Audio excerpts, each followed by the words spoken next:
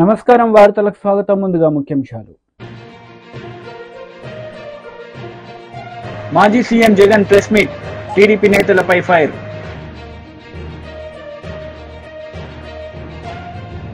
Deputy CM బట్టి Vikramarka press meet, పలు అంశాలపై వివరణ.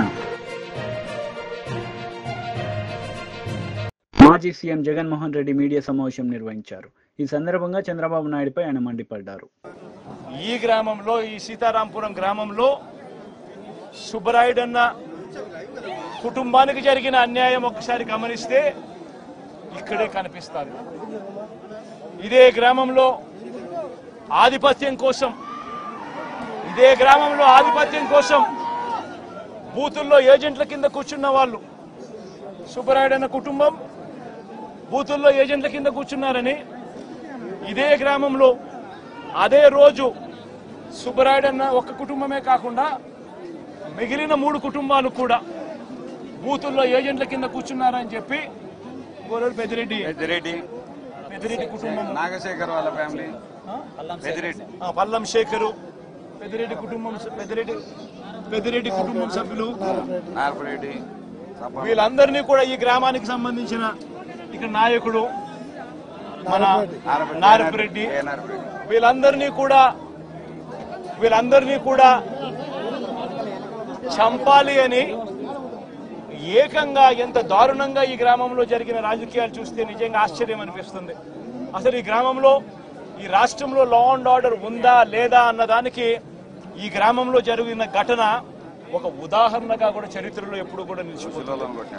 ఈరోజు నిజంగా ఎంత ఆశ్చర్యంగా జరిగింది అనంటే, ఈ గ్రామంలో ఈ గ్రామస్తులు, బయట నుంచి వచ్చిన వాళ్ళు అందరినీ కూడా ఏకం చేసి దాదాపుగా 35-40 మంది ఒక చోట ఏకమై రాడ్లు పట్టుకొని తుపాకులు కూడా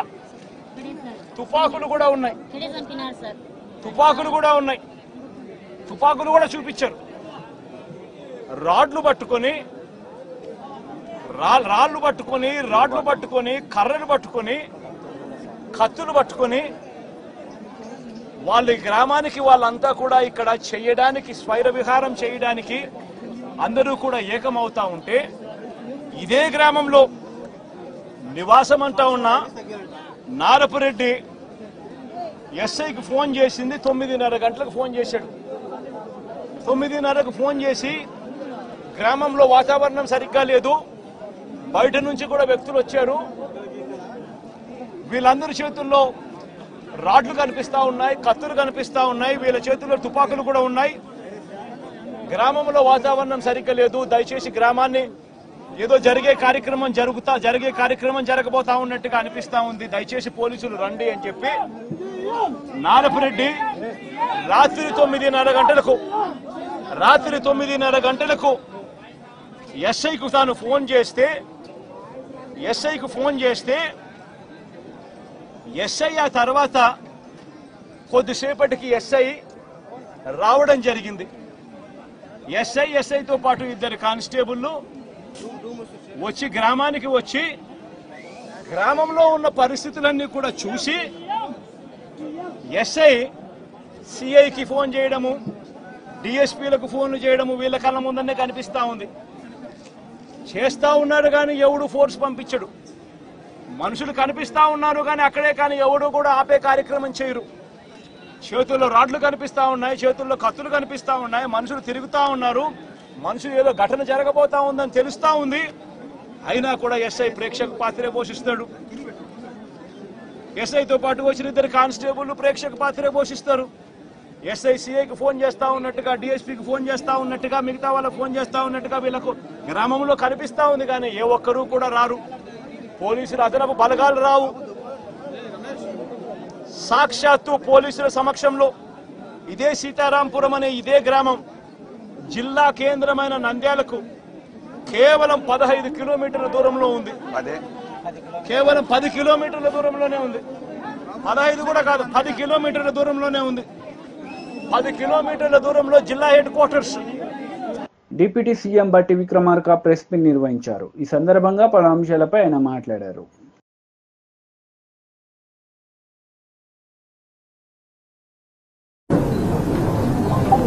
లోన్ వేవర్ సంబంధించి జీవో ఇష్యూ చేసి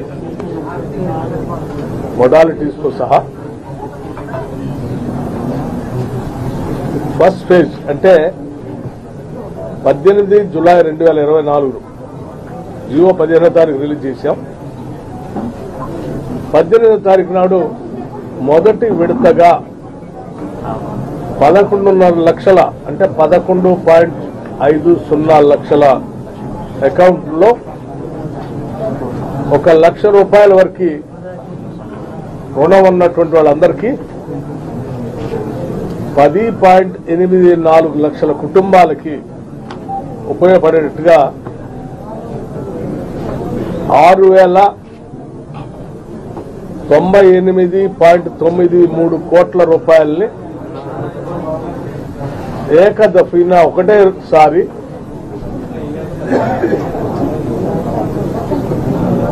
లోన్ వేవర్కి సంబంధించిన నిధులు రిలీజ్ చేయడం జరిగింది వారి అకౌంట్లో. అలాగే మరలా రెండవసారి ఇన్స్టాల్మెంట్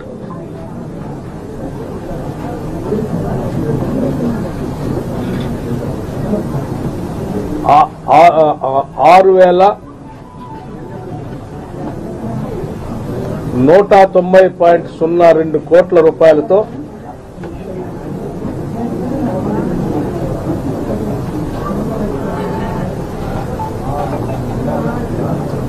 మరొకసారి జులై మాసంలోనే రెండో విడత రిలీజ్ చేయడం జరిగింది.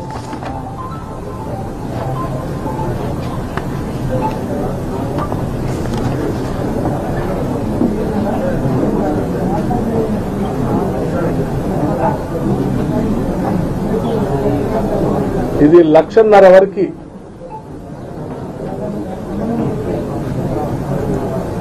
రుణం ఉన్నటువంటి వాళ్ళందరికీ నేరుగా వారి అకౌంట్లోకి డబ్బులు ట్రాన్స్ఫర్ చేసేటువంటి విధానాన్ని చేయటం జరిగింది. దీనికి సంబంధించి 5,45,407 కుటుంబాలు రైతు కుటుంబాలకి 5,45,407 రైతు కుటుంబాలకి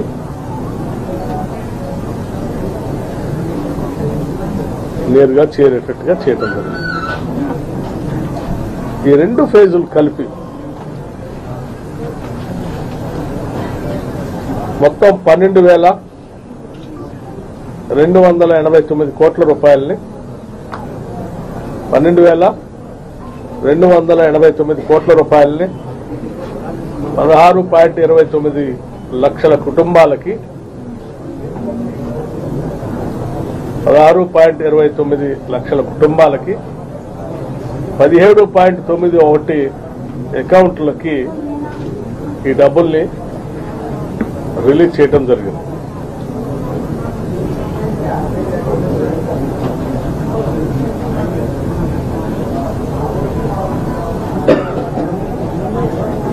రెండు లక్షల వరకు ఆగస్టు లోపలనే చేస్తామని చెప్పిన దాన్ని నిబద్ధతతో కాంగ్రెస్ ప్రభుత్వం ఇందిరమ్మ రాజ్యం రేపు ఆగస్టు 15 అంటే జులై 15లో ఇచ్చినటువంటి జీవోతో ఆగస్టు 15 కల్లా 2 లక్షల వరకు ఉన్నటువంటి రుణాలకు సంబంధించి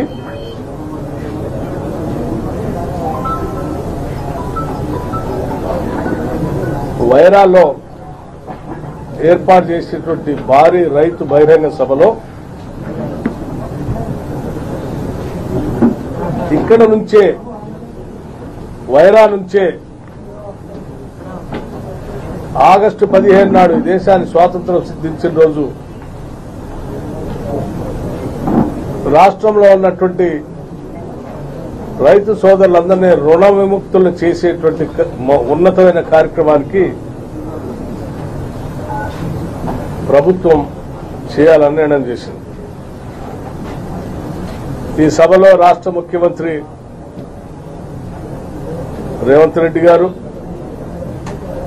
అట్లాగే రాష్ట్రానికి సంబంధించిన మంత్రివర్గ సభ్యులందరూ కూడా సహచర మిత్రులంతా కూడా పెద్ద ఎత్తున పాల్గొంటారు. అందుబాటులో ఉన్న టీడీపీ లీడర్ మీడియా సమావేశం నిర్వహించారు. ఈ సందర్భంగా పలు అంశాలపై ఆయన మాట్లాడారు. ఎందుకంటే జగన్మోహన్ రెడ్డి చరిత్ర అంతా కూడా అబద్ధాలు, అసత్యాలు.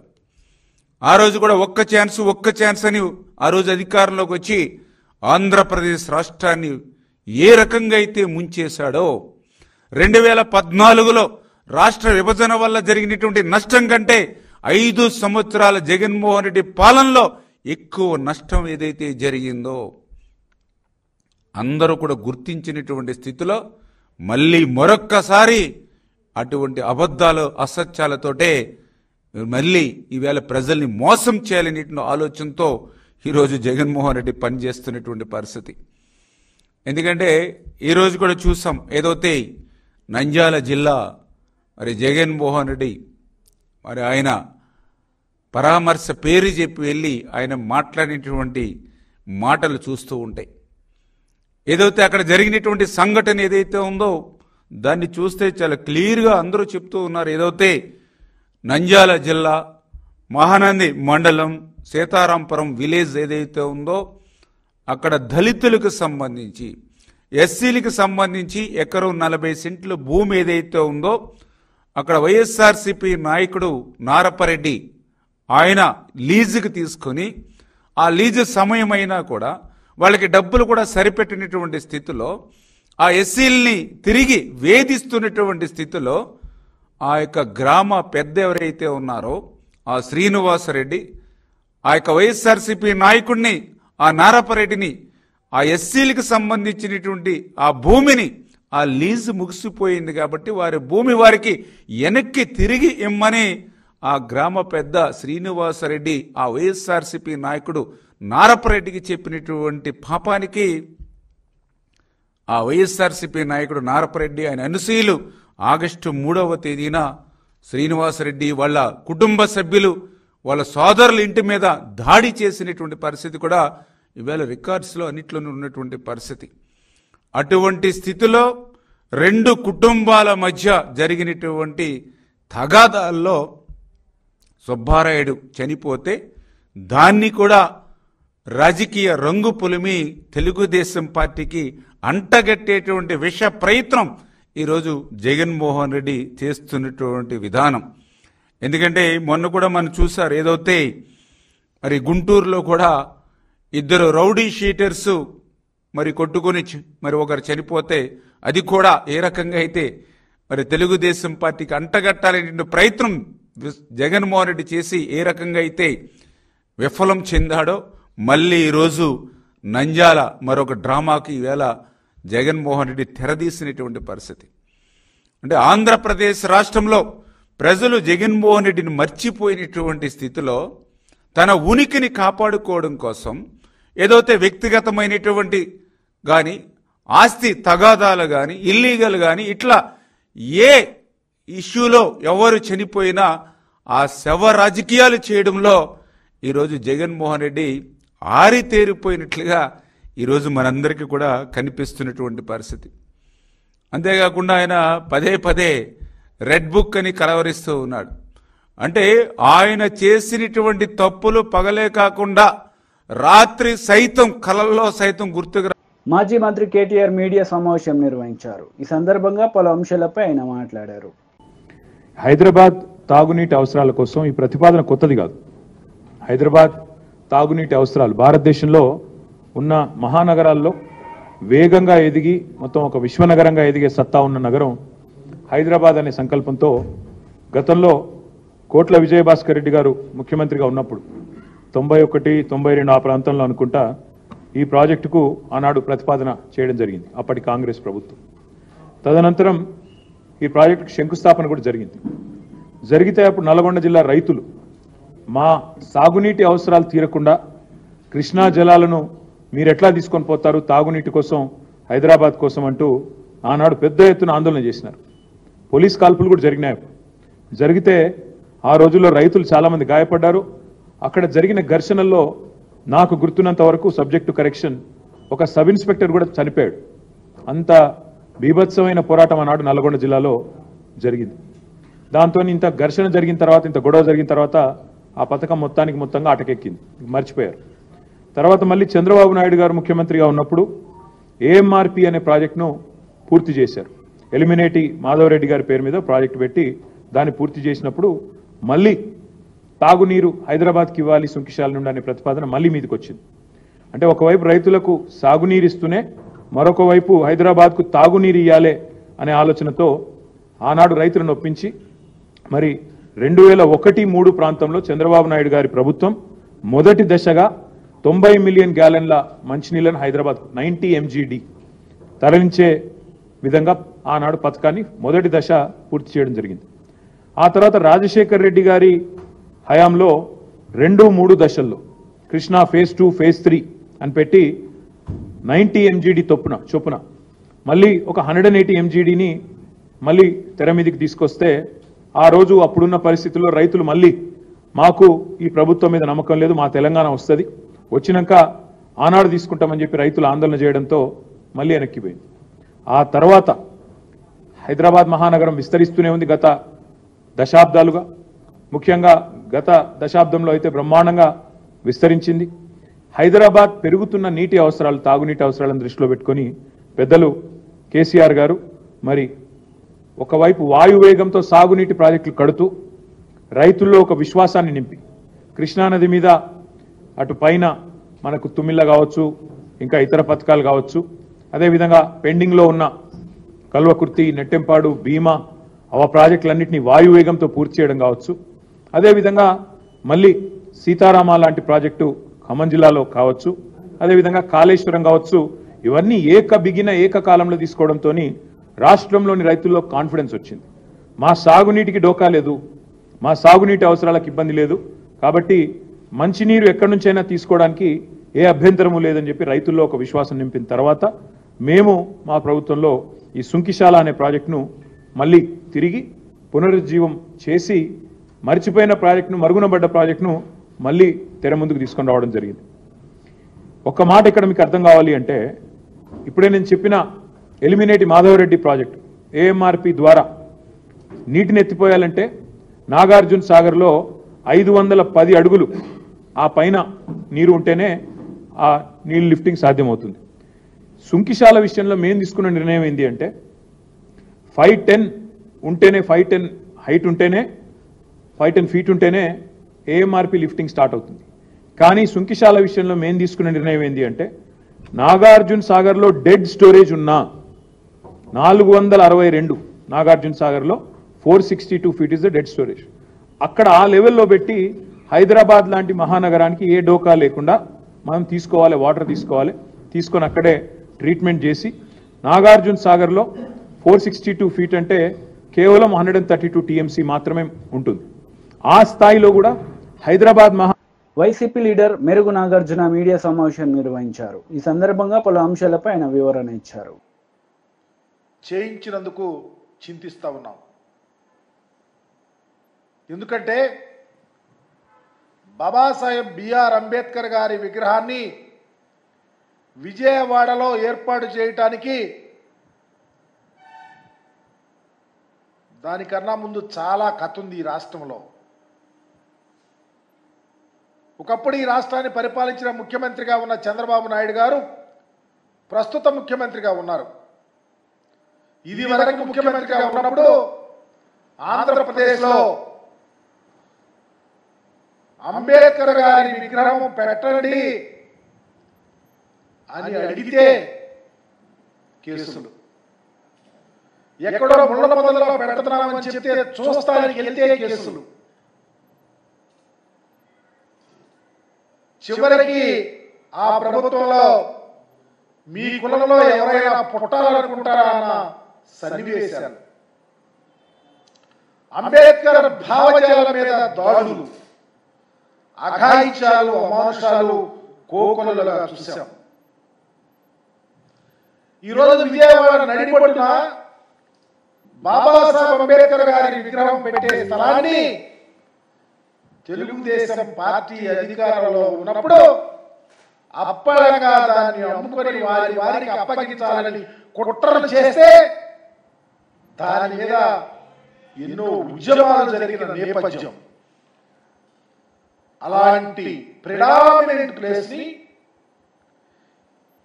ఈ రాష్ట్రానికి ముఖ్యమంత్రిగా జగన్మోహన్ రెడ్డి గారు ఉన్నప్పుడు స్వయాన ఎవరు అడగకుండా వారికి వారే ఈ కోట్ల ఖరీదు చేసే మానీయులు నడియాడినటువంటి ఒక గొప్ప ప్రాంతాన్ని అంబేద్కర్ స్మృతివనాన్ని ఏర్పాటు చేసుకోవడానికి తీర్మానించి ముందుకు రావడం ముదాఫం.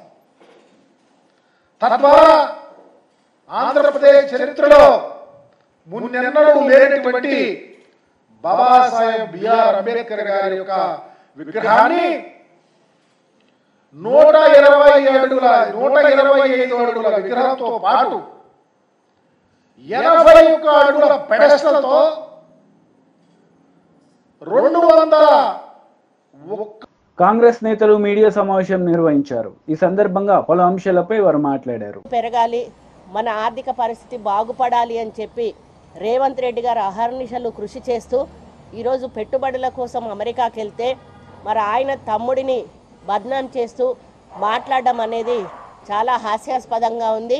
మరి ఆ రోజు కేసీఆర్ ముఖ్యమంత్రి అయినా కూడా ఒక షాడో సీఎంగా కేటీఆర్ పనిచేసి అన్ని శాఖలు కూడా ఆయనే నిర్వహించి మరి ఏ మంత్రిని కానీ ఏ ఎమ్మెల్యేకు కూడా అధికారం అనేది లేకుండా ఈవెన్ మరి నగరంలో కూడా మేయర్ అటువంటి వాళ్ళను కూడా ఎక్కడ ఇన్వాల్వ్ కాకుండా ల్యాండ్ సెటిల్మెంట్లు, భూ కబ్జాలు ఇవన్నీ చేసి ఒకటా రెండా అసలు దేంట్లో కూడా చెయ్యబట్టనటువంటి సంఘటన ఆ రోజు లేదు కేటీఆర్. మరి ఆయన మేము గెలిచిన మర్నాటి నుంచే మా మీద బురద జల్లి పెట్టే ప్రయత్నం చేస్తూ ఉన్నాడు. నాకు అర్థం కావట్లేదు, కనీసం కాంగ్రెస్ పార్టీకి ఊపిరి తీసుకునే సమయం కూడా ఇవ్వడం లేదు. ఆర్థిక పరిస్థితి బాగోలేదు, మరి ఏ విధంగా అందరం కలిసి ఆర్థిక పరిస్థితిని సరిగా తీసుకుందామనేటువంటి మరి సహకారం ప్రతిపక్షాలు అందించాల్సింది పోయి కేసీఆర్ ఏమో అసెంబ్లీలోకే రాడు, కేటీఆర్ ఏమో ఇటువంటి ప్రెస్ మీట్లు పెట్టి అడ్డగోలు మాటలు, మరి పనికిరాని మాటలన్నీ కూడా కాంగ్రెస్ పార్టీ ప్రభుత్వం మీద, రేవంత్ రెడ్డి గారి మీద బట్టగాల్చి వేసేటువంటి కార్యక్రమం చేయడం జరుగుతూ ఉంది. దాంట్లో భాగంగానే మరి ఆయన రేవంత్ రెడ్డి గారి తమ్ముడికి ఒక మరి కంపెనీలో ఏదో అది ఉంది, అందుకే రేవంత్ రెడ్డి వెళ్ళాడు అనేటువంటి మాట చెప్పడం చాలా బాధాకరం. మరి గతంలో 22 జూన్ 10వ తేదీన భువి బయోకెమికల్స్ కంపెనీ 1040 కోట్ల పెట్టుబడితో ఇథనాల్ యూనిట్ని, ధాత్రి బయోసిలికేట్ కంపెనీని 160 కోట్లతో సిలికాన్ బయోగ్యాస్ యూనిట్ను కోరుట్ల నియోజకవర్గంలో మెట్పల్లి మండలం మెట్ల చిట్టాపూర్లో స్థాపించినట్లు మంత్రి కేటీఆర్ స్వయంగా ప్రకటించారు. ఆ ప్రకటన కూడా వాళ్ళ పేపర్లోనే, తెలంగాణ పేపర్లోనే వచ్చింది, తెలంగాణ టుడే వాటిల్లో, అది మీకు చూపిస్తాను. మరి ఆ మేరకు అప్పుడు కంపెనీ MOU కుదుర్చుకున్నది. బీఆర్ఎస్ పత్రికలైన తెలంగాణ టుడే, నమస్తే తెలంగాణలో ఈ విషయాన్ని 10th జూలై 22 వాళ్ళు వచ్చేయడం జరిగింది. దీంట్లో ఈ పరిశ్రమల స్థాపనలో 2000 మందికి పైగా ఉపాధి కల్పించనున్నట్లు నాటి పరిశ్రమల శాఖ మంత్రి కేటీఆర్ గారు మరి ఊదరగొట్టడం జరిగింది. కానీ విచిత్రమైన అంశం ఏంటంటే ఈ కంపెనీ రిజిస్టర్ అయిందేమో 14th జూలై 2022, కానీ మరి వీళ్ళేమో పెట్టుబడులు MOU పెట్టుకున్నదేమో 10th జూన్ 2022. అంటే దీంట్లో ఎంత లూప్ హోల్స్ ఉన్నాయో ఈ ఒక్క చిన్న దాన్ని బట్టే మనకు అర్థమవుతా ఉంది. అంటే అప్పటికే రిజిస్ట్రేషన్ కానటువంటి కంపెనీ మీద ఇగో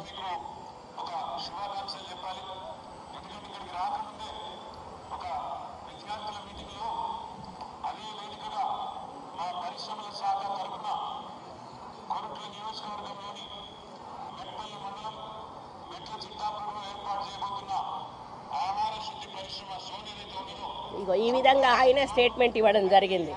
అంటే కనీసం రిజిస్ట్రేషన్ లేనటువంటి కంపెనీ తోటి MOU చేసుకోవడం అనేది ప్రజలను ఏ విధంగా మోసం చేశారో మనం అర్థం చేసుకోవాలి.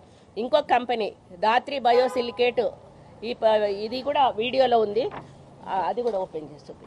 అదేంటంటే దానికి ఇగో తాళం వేసి ఉన్నది, అది ఇప్పుడు నడవని కూడా నడవట్లే ఆ కంపెనీ, దానికి లాక్ వేసి పెట్టారు. అంటే అప్పటికప్పుడు ఫేక్ కంపెనీలు పెట్టి ప్రజల సొమ్మును కాజేసి బీఆర్ఎస్ పార్టీ వార్తలు ముగించే ముందు ముఖ్యాంశాలు మరోసారి. మాజీ CM Jagan press meet, TDP నేతలపై ఫైర్.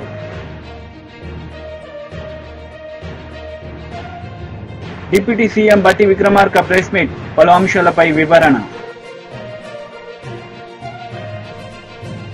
ఈ వార్తలు ఇంతటితో సమాప్తం. తిరిగి ప్రసారమయ్యే వార్తలు మళ్ళీ కలుద్దాం. అంతవరకు సెలవు. నమస్తే.